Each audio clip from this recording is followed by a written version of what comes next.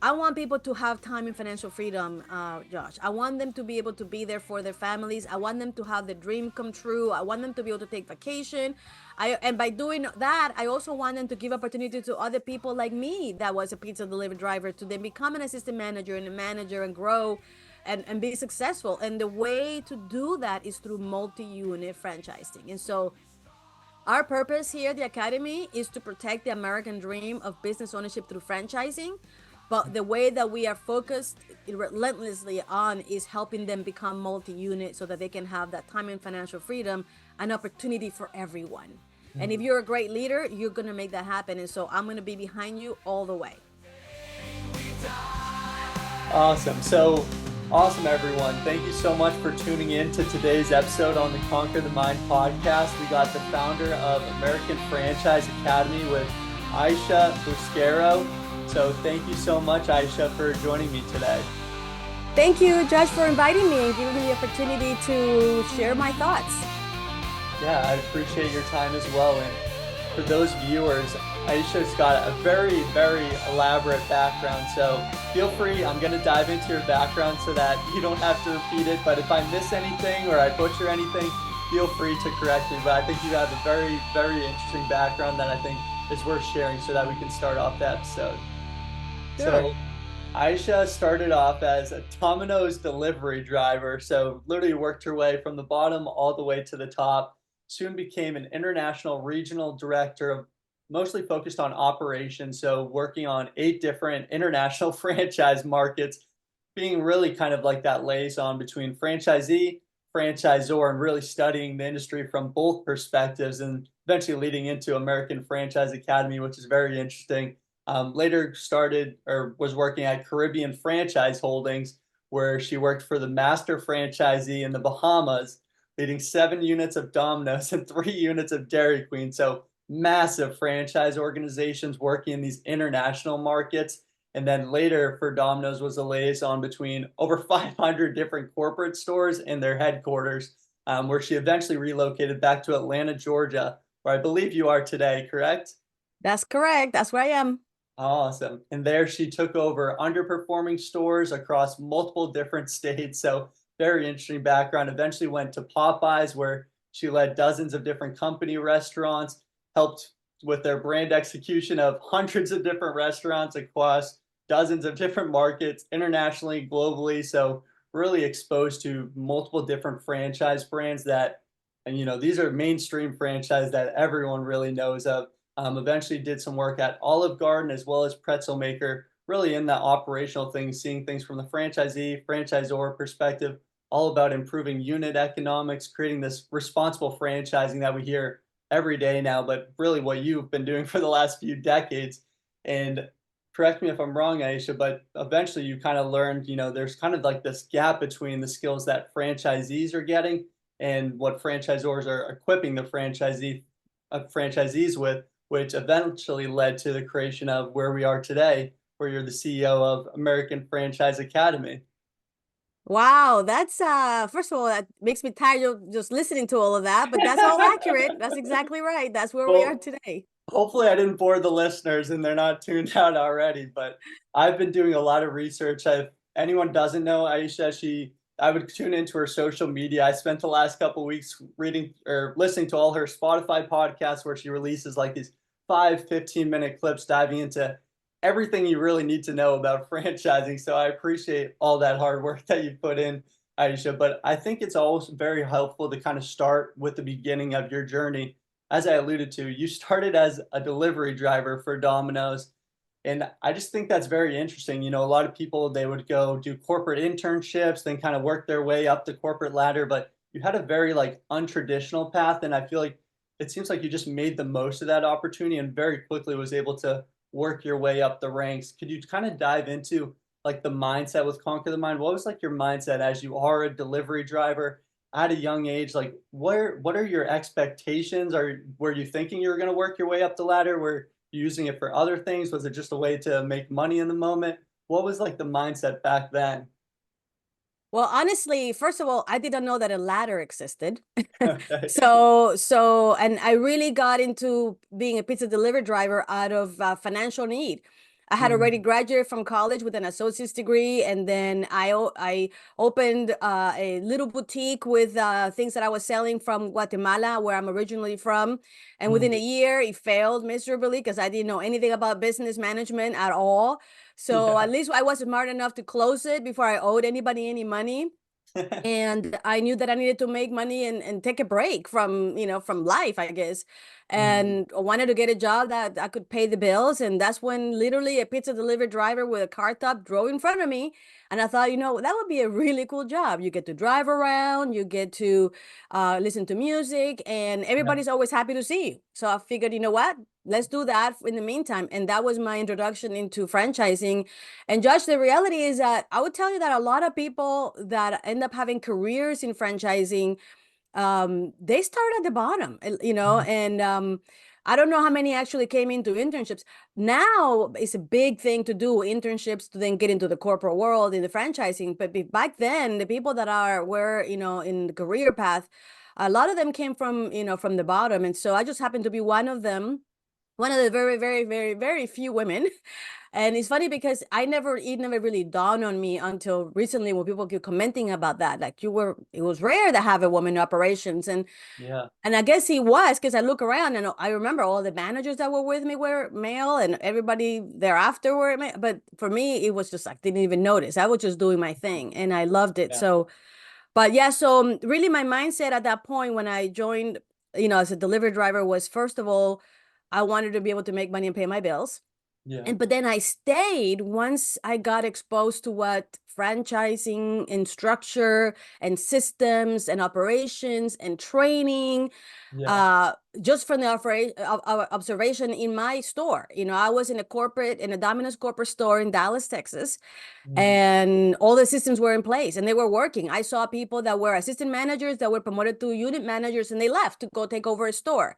And I yeah. heard how much more money they were making. And, my manager was showing me all the things and all the materials. And eventually I figured, you know what? I think this is going to be a good idea. And not because I love pizza, but because I love structure and systems and processes, which is what I fell in love with. And, and I just stayed, 39 years.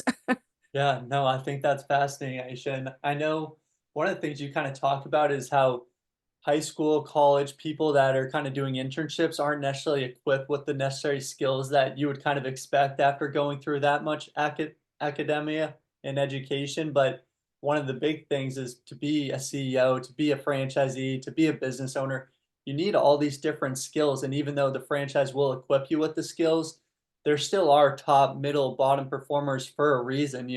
How equipped are you with those business skills? Could you talk about, at a young age as a delivery driver, how are you like learning all these different skills so that you can eventually become a business owner and develop that confidence, if that makes sense? Yeah, well, like I mentioned, I happened to be in a corporate store that was implementing all of the training systems, perfectly well. They had, once you become an assistant manager, which, Mm, my district manager kept asking for me to become an assistant manager, and finally, eventually, I said yes. And they had these amazing training of level one training from assistant mm, manager. We call MITs, manager in training. So we okay. were not assistants. From the very beginning, we were told we were an MIT, meaning a manager in training, meaning the goal of you getting into management is to become a manager eventually. Because at the time is when Domino's was experiencing an explosion of growth. So they needed to get the bench going as quickly as possible. And so they were very structured in the way that they trained. So they had level one training, level two training, level three training, and a Wow. very structured process. As a matter of fact, every MIT had their own little chart taped to the wall of the office. Next to it, by the way, was it taped a copy of the profit and loss statement of the prior month for that particular unit. So you could see Mm, all the things you needed to learn and the test that you needed to pass. And as you yeah. passed level one, then you knew all the tasks for level two and level three. And it was really clear for me, and I could see my advancement, and I could see as things were checked out, and so that motivated me to keep going because I knew that the end of the rainbow, at the end of the finish my training, I was going to be store ready. And when I become store ready, then the very next store that open up, whether it's because the manager left or they open a new location, if I was among the top, I would be next, right? And so it was so clear. There was a very clear goal, a very specific objective of something that you wanted. And if you wanted to have that, that's what you had to do. And so Mhm. for and back in those times, a lot of people wanted to have a career path, and Right. a lot of people just don't know that franchising is more than just flipping burgers. I don't know why the people don't realize these are big, enormous corporations with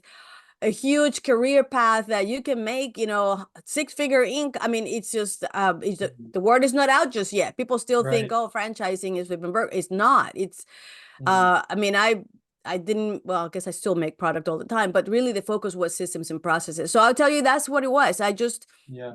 realized that. And once I went beyond being a unit manager and a district manager, when I went to international, every time I went to a country, I would not only learn from everybody in that country what was going on, but one of the things that I always did in every country is I would become friends with the accountant. Because in Mhm. international, the accounting person for master franchise are usually in-house, not like in the US that we outsource a lot of things, but in international, most of them is in-house. And Mhm. so I will become very good friends with the accountant, Yeah. and then I will have them walk me through the profit and loss statement. And Mhm. literally all those accountants across all of the countries that I lived in 14 countries, um, they taught me financials, and I kind of knew already from the Domino's training, but that just, that uh, made that knowledge deeper. And so I always been a learner, Mhm. Josh. And so every time I have an opportunity to learn from someone else, I take it, and Yeah. so that's how I learn a lot of the things that we're now teaching. Mm. No, I think that's really powerful. Just for a lot of, the podcasts, I always kind of allude to there's kind of people 30s, 40s, 50s, they've been in corporate America, but they still feel like they're meant for something bigger, but they can't necessarily figure that out. Then also people, high school, college, where I was 5, 6 years ago, just no idea what I wanted to do. Graduate with, fancy business degree, but very few skills to be a business owner, let It's funny. alone. I always say that. I say, because I actually went back to school eventually when I was already running 60 restaurants in 3 states for Domino's, and in the middle of moving to eventually the Popeyes brand. I'm already a director, six-figure income, high level, executive, but I had to go back to get a business degree. And literally, I'm looking back at what in the world, what did I learn in that business degree that actually applies to what I do? Hmm. Not much, but I have the degree, so there you go. Yeah, huh, that's a really interesting point, and I think my next question for you that I think is kind of interesting, if someone is, in their 20s, what are I know you've created a couple videos on kind of like the opportunity in franchising, not even as a franchise owner, but just kind of working your way up the franchise ladder rather than doing all these internships, working your way up the corporate ladder, and then even when you're in corporate America, you don't necessarily learn all these different skills. You usually hit this growth plateau.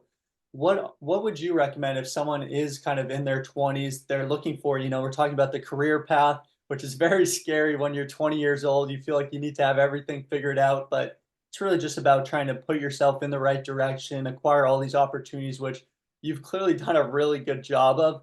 But what would you recommend to someone that maybe is in, they're doing an internship right now, they're trying to figure out, law, franchising, business, account, like all these different paths. Would you suggest, how do you figure out if you're meant for the corporate path or maybe more of like a non-traditional route? Very good question. So let me first tell you, there's this thing called the Peter Principle. Okay. And this is some man that, clarified this concept, which is still true today, which means that you're going to rise to your level of incompetence, meaning that you're going to, you're going to do good work. You're going to have certain skills and abilities, and you will move up. And then you're going to have good work, and you're going to have, good skills and abilities. And then you're going to move up to the point in which you no longer have the skills to be successful in that position. And that means that you have risen to your level of incompetence, and you're going to be not very good at that particular job until you acquire the skills and abilities to be able to master that job. And then you continue to Mm, move up. But I say someone that's coming out of the school or getting out of high school, you need to be aware of that you need to continue to gather information, knowledge, skills, abilities, so that you can have limitless growth in anything that you do.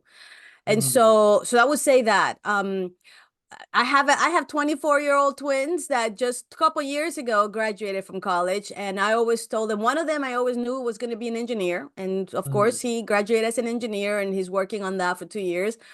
My daughter, his twin sister, did not really know what she wanted to do. And I told her, say, hey, Ali, out of, all the things, if you don't know what to do, business, that's just the sure thing. Do business, because that will give you a, general idea of how the world functions.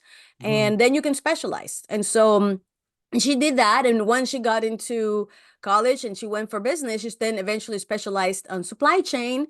And she Mhm. wanted to be a project manager within supply chain. And that's how she is today at Home Depot as a project manager there. And so what I would say is, as somebody that is in the college and thinking about your future, you need to really first think about what is it that you're really good at and you really enjoy. And usually they're the same. Whatever you really enjoy at, you are really good at. And really Mhm. go deep into what that is and where can those skills and abilities fit, because there's always a place for you. And one of the things that I have been very lucky about is the fact that I have always loved everything that I've done. Every job, from being a pizza delivery driver to a manager to a district manager to travel the world. And even when things were tough, I even ran a supply chain, a distribution center. Loved it. It was a little boring though, but it was still great. The people were amazing. Yeah. So I have always loved what I've done, even though it's all been different, because what I really enjoyed, deep down, is systems, processes, procedures, and training people on those and following those systems. And so Yeah. that's why, I've been successful at it, because I loved it, and I've been a student of those. And so Mhm. that's what I would say. First, really get to know who you are. What do you enjoy? What do you do in your free time? Like my son, Legos and building things. I mean, he was an engineer. That's just Yeah. the bottom. And Ali was always planning things, and doing events and organizing people. So I mean, she's an amazing project planner, right? And Mhm. project manager. And so learn what it is that your strengths. What are your strengths and what you love to do? And there's always a job, within the franchise industry. Let me just do a pitch on that, because in the franchise industry we have marketing people, we have human resources, we have lawyers, we have accountants, we have project planners, we have trainers, we have operations, leaders. I mean, we have supply chain. I mean, literally every possible job or industry is within the franchise industry. And I love it because it's always moving, it's always new, it's always growing and innovation constantly. And you can Mhm. be, one of my favorite jobs was when I was at Domino's Pizza headquarters, working directly for the COO, and I represented operations in probably every cross-functional team in the headquarters. So imagine, here I am with my operations background, but I am getting involved in every project within the company, whether it was technology. Oh yeah, technology. I forgot about that, especially now with AI and everything, right? So I got exposed to all of that, or even when you go to a small country or a small business, they have all of these things. They have accounting, technology, they have legal, I mean, everything. So the world is enormous. The possibilities are great. Just find what you love, what you're passionate about, what you're good at. And that's how you're going to be able to succeed the most and make the most money, by the way. So that's what I would say. Mhm. No, that I think that's really powerful. I know a lot of people are out there trying to figure out that passion, trying to figure out, I always say, like, finding out your why statement, that mission statement is like one of the hardest things. But once you have that why statement, yeah, I think as you're alluding to, it makes some of those gray days I talk about like so much easier to get through when, you're gonna face a lot of obstacles, a lot of challenges, as I'm sure you did on your journey. But when you have that mission, that why statement, you're able to kind of get through those gray days. But I think for a lot of people, it's even tough finding that why statement. Would you suggest, is it just a matter of, just trying different things? You mentioned like your son doing Legos, trying all these things and eventually kind of leading to being an engineer. Would your best advice be to just like put yourself out there in these different situations, like trying as many things at an early age so that you can start to figure out that passion and then start to move forward? Is that kind of what I'm hearing? Yeah, no, definitely. And I will tell you, when you're very young, I mean, can you really find your why solidly? Probably not, because you're Right. still just learning what the world's all about. Yeah. Something that I would definitely recommend is especially when you're in college or early on, take as many internships in as many different wide variety of places as possible, because Mhm. that will give you exposure to different things, right? We just, Yeah. this summer we had, an amazing young lady. Her name is Alex, and she was our intern, and she's working on PR and law school.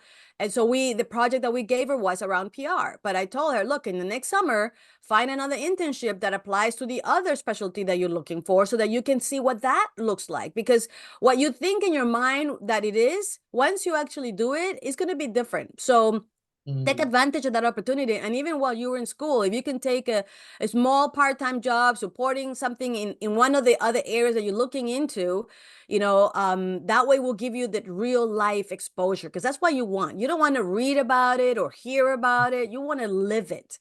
And Yeah. so definitely, continue with whatever you're studying now. It could be that an experience in an internship might deviate, what you want to go to school. And then maybe you might want to correct that and change, your degree, which is fine, because you want to learn about that as soon as possible, and not once you're done and you already Yeah. are, all that money in debt. Mhm. So that's what I would say. Yeah, try as many things as possible, and fight for it. I would tell you that sometimes internships are not easy to get.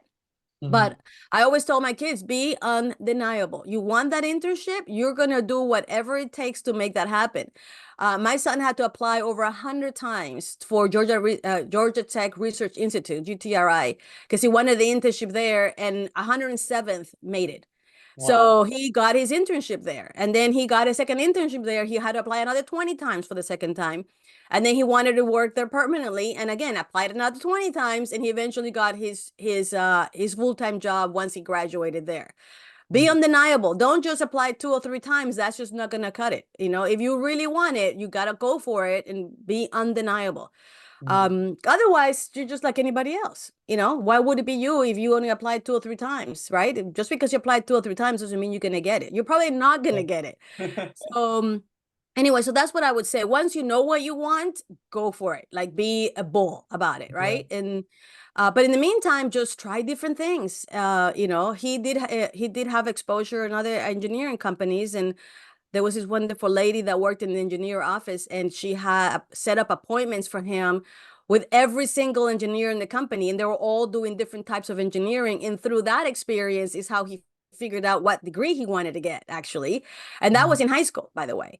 So, just do everything you can to expose yourself to the different options, so that when you decide one, is because you already know what it is and you love it. And Mhm. also be aware that just because you start that way, it doesn't mean that you can't change. Nothing is permanent, right? Okay, death and taxes are definitely, you can't do anything about that. But like I told you, my daughter started with business and eventually ended up in supply chain, which is fine. Why not? You can always change your mind. My life has been, it changed my mind situation, which is why I had such a wide variety of experiences, right? I was a manager of a pizza store when somebody in distribution, when, you call as a pizza store, you call the DC asking, ordering, dough and cheese and pepperoni, and somebody in that end, which I made friends because you call them every week, he said, "Hey, Aisha, just want to let you know I'm going to international, and so I won't be here anymore. However, I wanted to let you know, you speak Spanish, you travel, because we, known each other about it a little bit. Yeah. I never met him in person. He was always on the phone, interesting enough. And he said, you should apply for international. They're exploding. They need help, especially in Spanish." And I'm like, okay. And here I'm a pizza manager in Dallas, Texas, and somebody put it, in my head, you can apply for international. So I called international, Mhm. and within 2 weeks, I'm flown to Ann Arbor to interview for the position. And 6 weeks later, I'm in Seville, Spain, opened the first Domino's in Seville. Okay. Only because I had the courage to do that. And I actually listened to someone that said that. And anyway, so just be open to the possibility, and you can change. So I went from being a pizza delivery manager to opening the first store in Seville, Spain. I mean, right?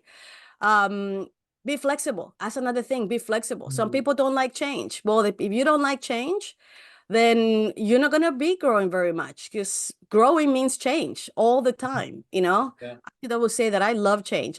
Being from operations, I like new things all the time and making it exciting. So Yeah. anyways, that was a long answer for you, but yes, try everything. No, I completely agree. I always tell people in operations, those are people that see problems and challenges and get excited by it rather than wanting to run away, because I've seen the COO of franchises, their daily operation is figuring out different problems that franchise owners are having to solve those problems. And that's one of the really cool elements of investing into a franchise system, getting all these support, leveraging people like yourself that have dozens of experience, managed hundreds of locations and dozens, hundreds of markets to help people figure out what actually allows someone to have the most success as a business owner, despite not necessarily being a business owner before. Or maybe they were a business owner, but they need to learn the systems, the processes, implementing talent so that they can reach that level of not working in the business like you see so many new business owners, but working on the business. And I think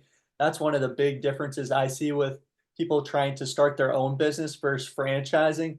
And franchising, I think, as you alluded to earlier, starting from the bottom is very, very helpful. And it takes pride to throw it out the like your 20-year corporate career out the door and say, I'm going to learn a painting business, for example. But once you learn the ins and outs of the business, the franchises are going to help you so that you can reach that level of executive model. So you're not necessarily working in the business, but more working on the business. And a lot of it's managing people, the resources, which is a huge challenge, which allows, someone like yourself to step in and allow them to implement those systems into their own business. But one question that I'm curious about, and then I do want to dive more into like the franchisees, potential franchisees, maybe going through the decision making process and what they need to be successful. But I'm very curious as someone that's worked in dozens of, international markets as well. I hear from a lot of potential candidates. They want to know like what the market looks like and if the market can set them up for success. Would you say, as someone that's, worked with all these organizations in tons of different markets, is it the market that really determines the success of the business? Or is it more, just someone taking that opportunity and running with that opportunity? How much would you say the location matters of a specific brand? Okay, so the market is different than the actual location. Mm, So, depending on what the business is, I mean, that's a very big question. Depending on what the business is, it, I could see most businesses working in most places as long as we have done a market study with the demographics, that there is enough customers in that market to mm, be able to have enough sales to be able to cover the expenses and have enough left over. So is there enough people in that market that will like your product, that would be enough, that the revenue, which is the oxygen of any business, would be enough to cover the expenses to operate the model, and enough left over for you to make it worth it, right? And mm, so that's going to be very important. If you're in a little town of 1,500 people, that's going to be kind of hard to have a sustainable business that has enough revenue. yeah. But if it's big enough and you have enough revenue, then if there's enough demographics, enough people that are willing to buy from you, as long as you do a good job, you're going to be able to capture those customers. Now, location, which is where the actual site is, assuming you have a brick and mortar business, is different. Right. I would tell you that Domino's Pizza at the beginning, Tom Monahan thought, look, we're a delivery company. It doesn't matter where our stores are. So a lot of the original stores for Domino's, you will find them in alleys, back of the street, like really, hidden places, because he Right. thought, doesn't matter where we are. But with times and decades, in learning, when you have a location with a better visibility, you did better than one that was okay, maybe it does matter where you are. Even though we never had even our lobby was basically a counter, and we had maybe two or three chairs so that people had to wait while the pizza was being made. We never had dining areas, right? So, Mm, but it's still, visibility matters. You customers need to know that you exist. So you either going to spend more money on a better location or more money on marketing that you are there, right? So where do you want to spend the money at? And mm. so eventually Tom Monahan, the founder, said, okay, maybe we need to be in a better location, because that way we can focus on operations and not in the skills of marketing. Anyway, so that's what I would say, I would say about that. It's important where, people that are around you and where the unit is for sure. I would tell you there are brands that are very successful that have failed because they had the wrong location. Imagine putting a coffee shop like Dunkin' or Starbucks or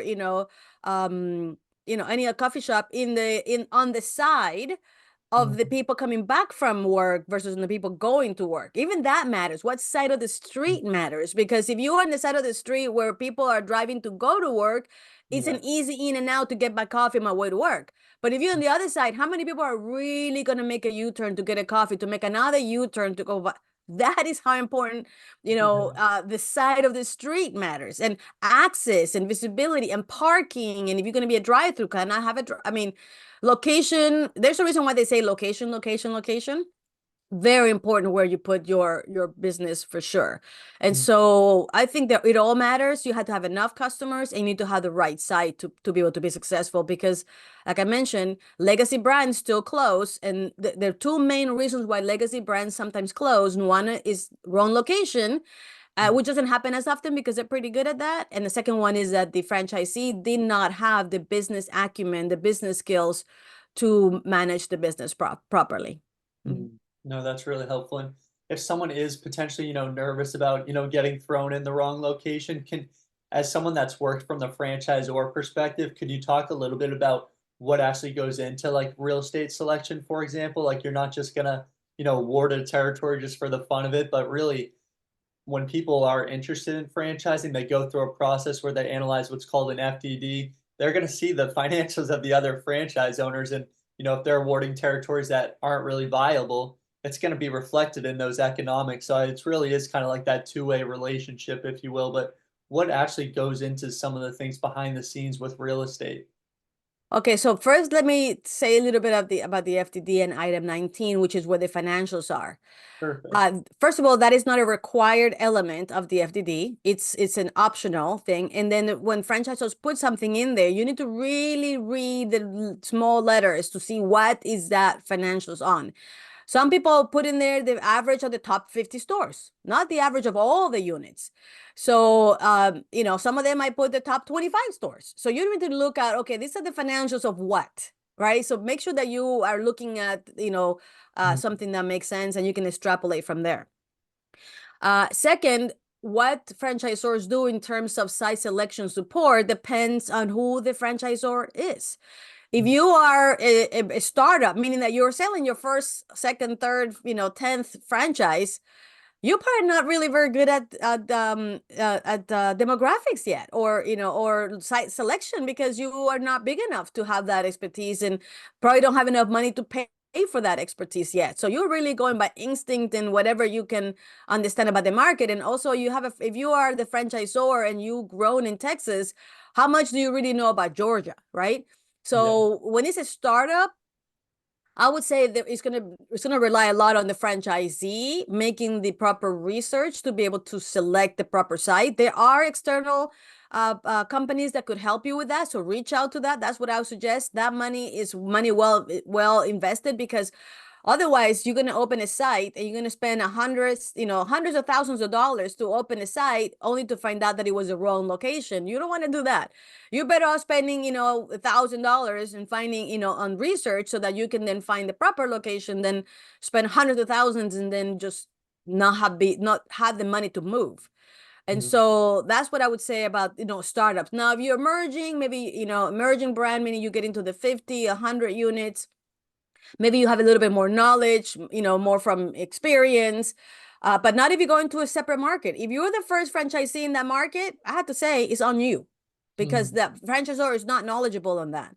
Then you have mature brands that are getting into the, multiple hundreds, maybe, 1,000. And of course, they have a lot more knowledge. Now they have other resources, whether they're internal, external.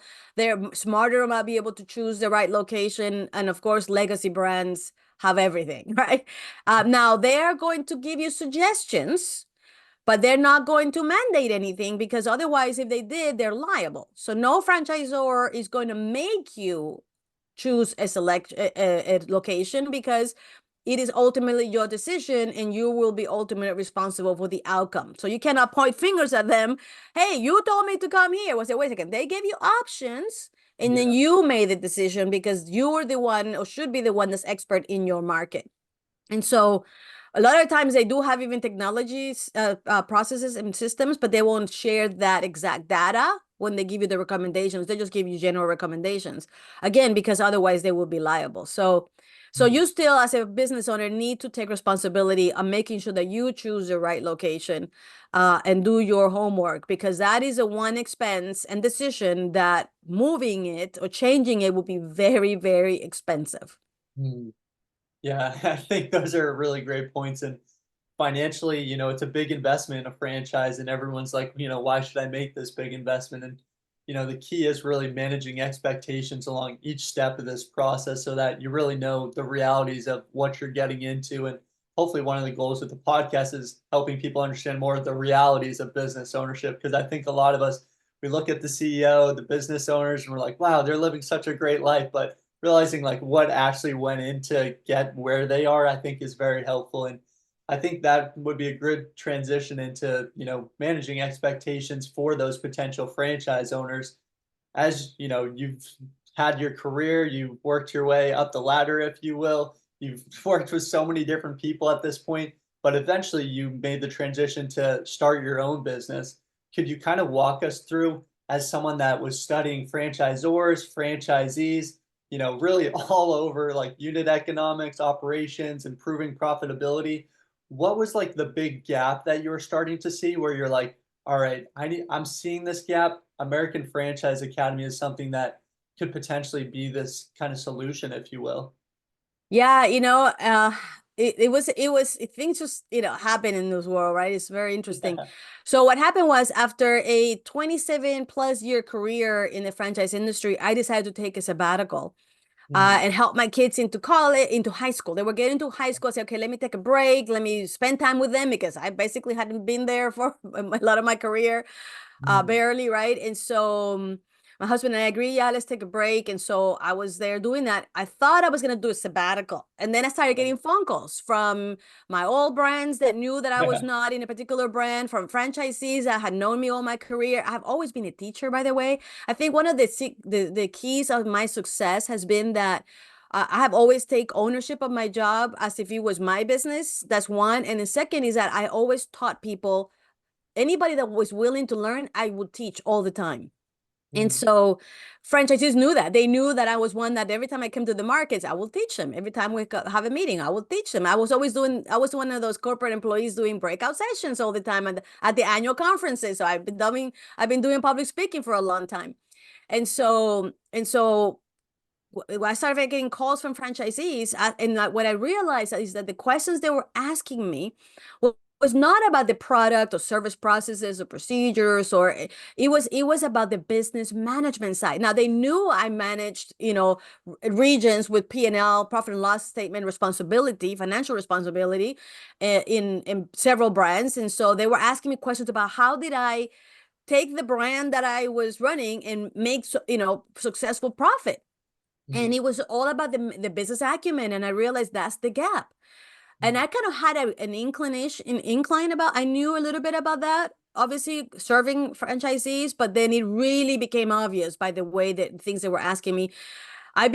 People were starting asking me if I will help them. And I became the accidental consultant. I didn't know what a consultant was. I didn't know how much to charge. I had no idea how to do it. But all I was doing was answering questions, answering questions. Some of them, convinced me to go to their market and do things in their market with their people. And it was great in my sabbatical. And then I realized, you know Doesn't what? sound like a sabbatical to me. No, it wasn't.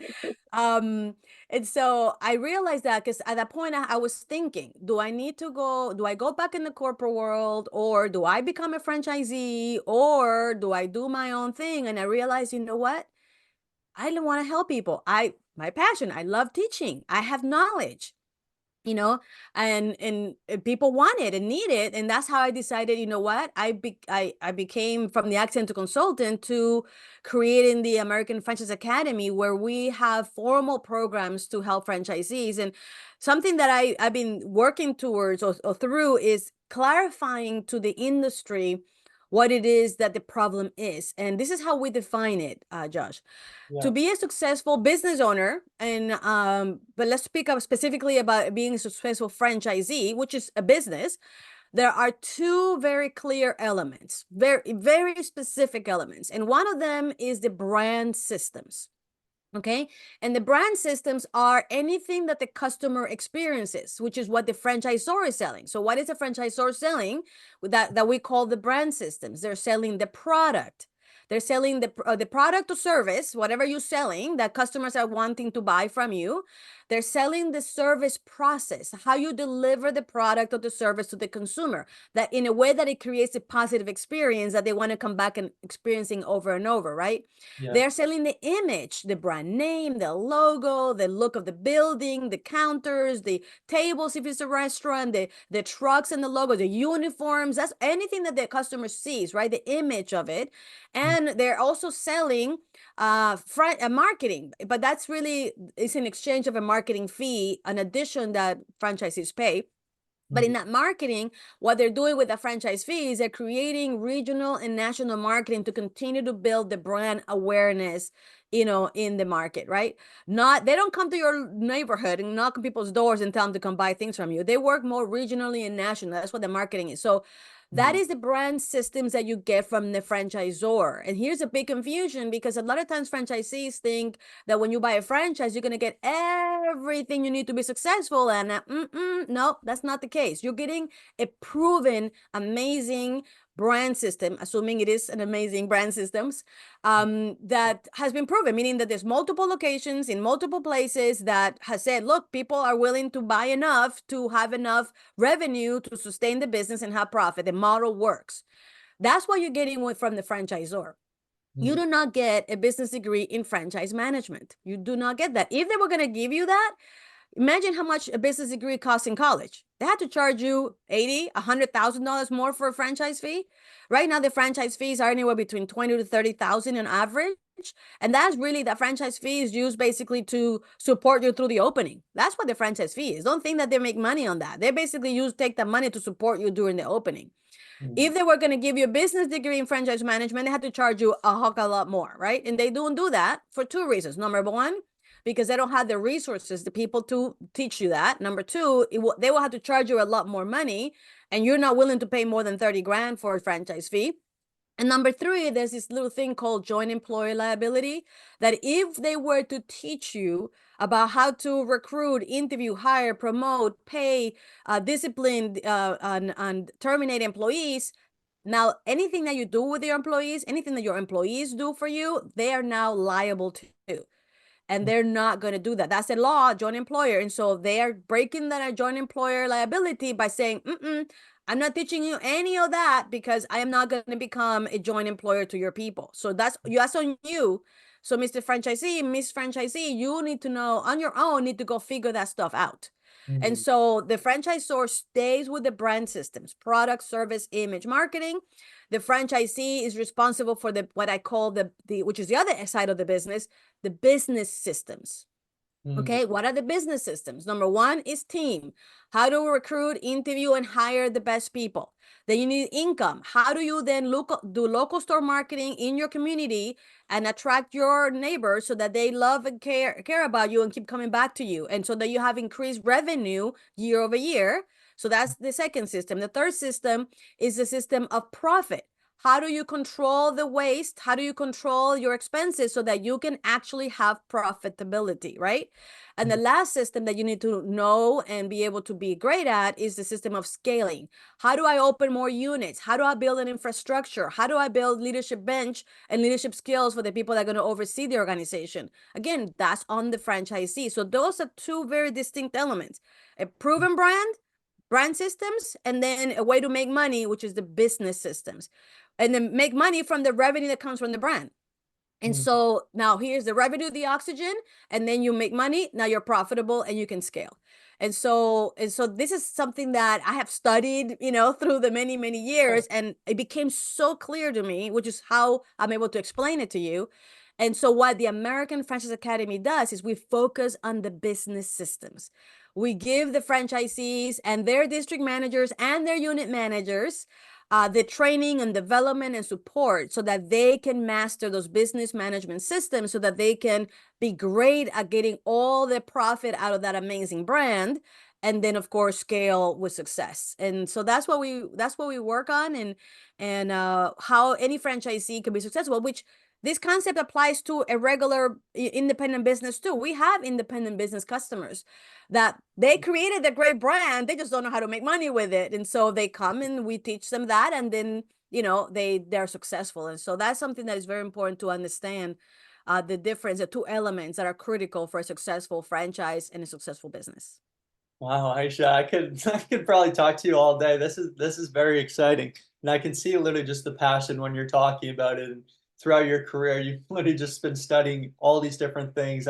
Just a very interesting career. And I was kind of talking about while I was studying for the podcast, I feel like everyone nowadays, they work with the franchisor to help them grow more units. And anyone that just like scratches the surface of franchising, starts like this outsourced franchise development company, it seems like, but not a lot of people put their focus on franchisees and how they can really get to that next level, because overall, franchising is only as good as franchisees. And are they happy and are they making money? Because those can be two different stories. And I really like, just because I always kind of tell candidates, franchising, a lot of people, they want to throw, 50,000, 100,000 at something and, call it a day.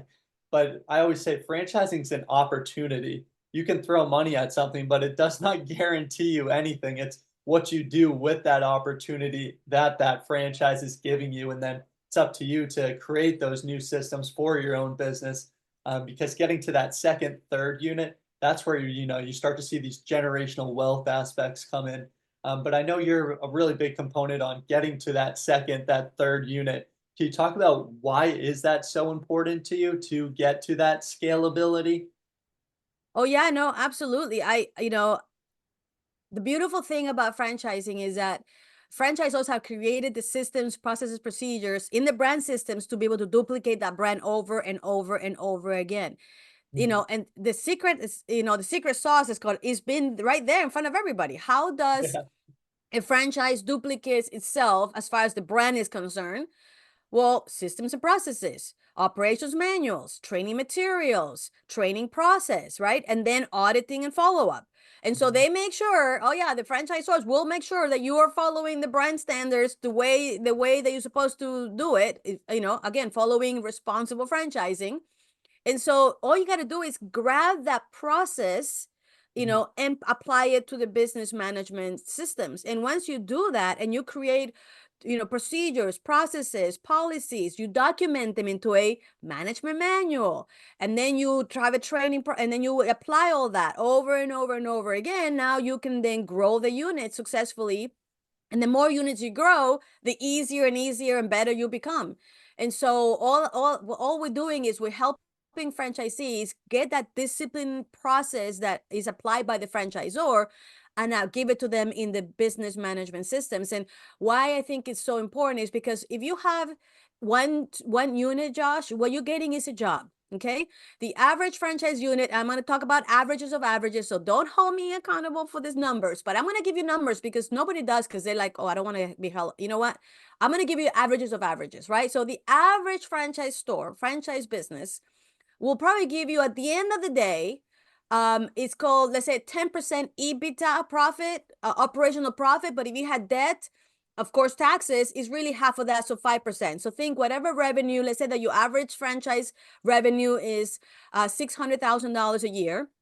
So 5% of that is $30,000. So at the end of the year, one unit will give you $30,000 in profit. But if you have one unit and you're managing it, then you also are the manager, and you get the manager salary. So that's about 50 grand a year plus 30. You have an $80,000 a year job. Congratulations. It's awesome. You are your own boss. Nobody's telling you what to do. You dictate your schedule, sort of, right? You're responsible for everything. Nobody else going to tell you what to do and not to do, how to do it. You're it. And it is your job. But it is, if you're the average franchisee with the average knowledge on both how to do the brand and the business systems, you're going to make about 80 grand a year if all the decisions, the location and all that is right, right? Okay. But really, how many people get into franchising to get a job? I would say none of them. Everybody goes into franchising because they want to be rich. And the only way for you to actually, have more revenue than the one store, which is limited, because you can't make that 80,000, 100, 80,000 in one unit, because you cannot increase sales that much to have that much left over. The only way is by duplication. If you have, 80,000 in one store, then you open a second store and then you hire a manager, you don't get the 50 grand for the manager, but you get the 30. So now you go from 80 to 110 because you have a second store that is being managed by somebody else. Now, if you have somebody then run the one store you have, right? And now you only get 30 out of that. But now you get 30 on one store, 30 on the second store, you're making 60, but guess what? You're not running anything, right? Somebody else is doing the work. Now you can open a third location. By the time you get a third location, you get another 30 a year out of that. So now you're making 90,000 with three locations and you're not running any of them. You're now a district manager. You're overseeing the three locations. But imagine you go to 6 stores, right? So now you're going from 90 to 180 grand a year with 6 stores, and you are the district manager, which is great because, 180 grand, right? And you're not in the store from open to close. But let's say you hire now a district manager, that's 70 grand out of the 180. So now you have 110, but now you have a district manager overseeing operations. Now you're not even doing that. So now here you are, $110,000 a year, and you have, 6 units running for you.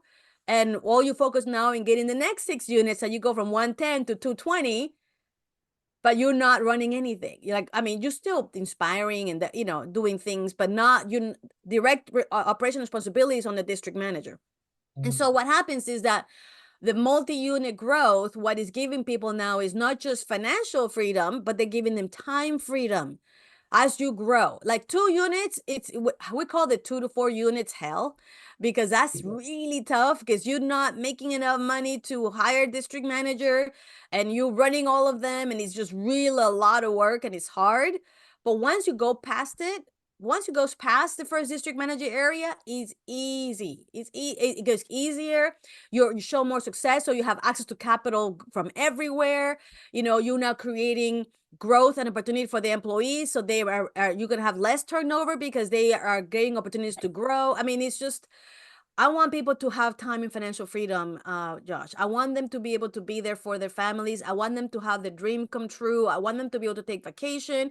And by doing that, I also want them to give opportunity to other people like me that was a pizza delivery driver to then become an assistant manager and a manager and grow and be successful. And the way to do that is through multi-unit franchising. And so our purpose here at the Academy is to protect the American dream of business ownership through franchising.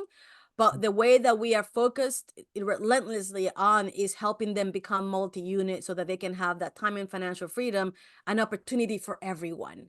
And if you're a great leader, you're going to make that happen. And so I'm going to be behind you all the way. And that's what we do. Wow, that's powerful.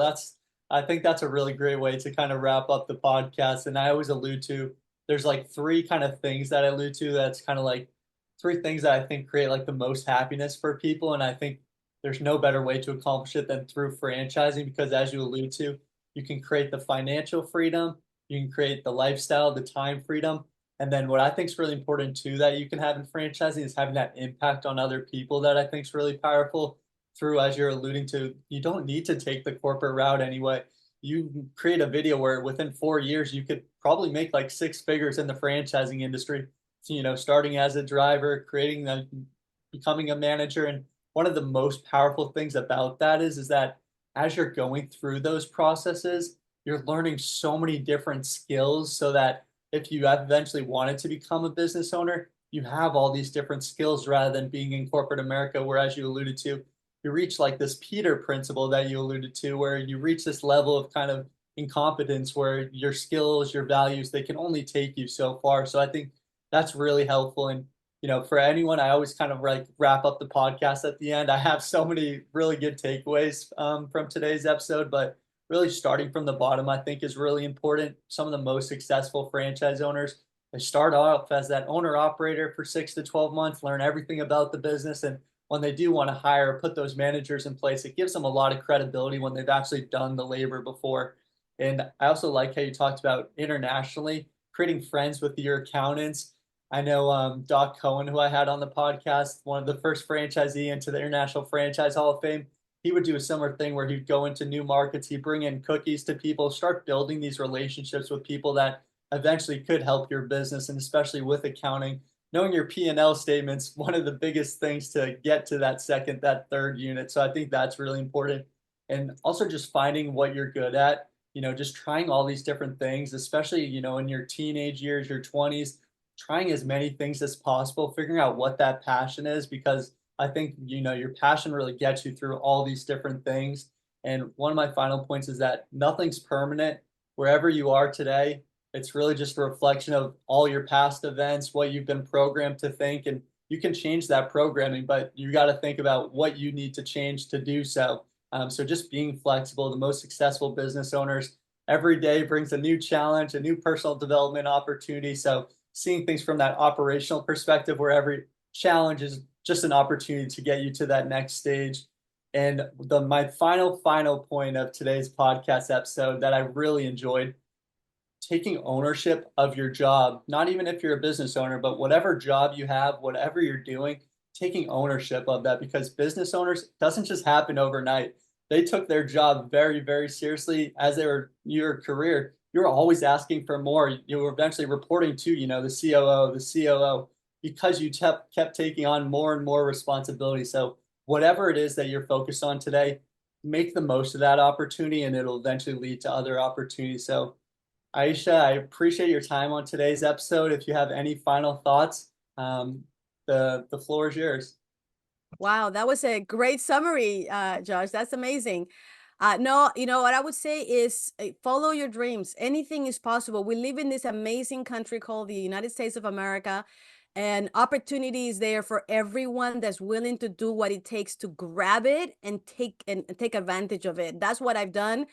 An immigrant that has been here for many, many years. I saw the opportunity. I grabbed it. I had fun throughout it, and what I've done is nothing special. Anything and anyone can do what I have done. It's just a matter of you making the decision to do it for yourself and your life, and and making your dreams come true. So don't be afraid, take the steps, and follow me on my dream, and we'll meet at the end and have some fun. Yes. I love it. This was an awesome episode, Aisha. I had a lot of fun. I think the viewers are going to get a lot of insights today. I probably could have asked you another 100 questions, but I appreciate your very thoughtful answers. I think the viewers will get a lot out of today's episode. And if you made it to the end of today's episode, like, share, comment, subscribe, help out the algorithm, and let's help promote franchising more to those potential next people. Great.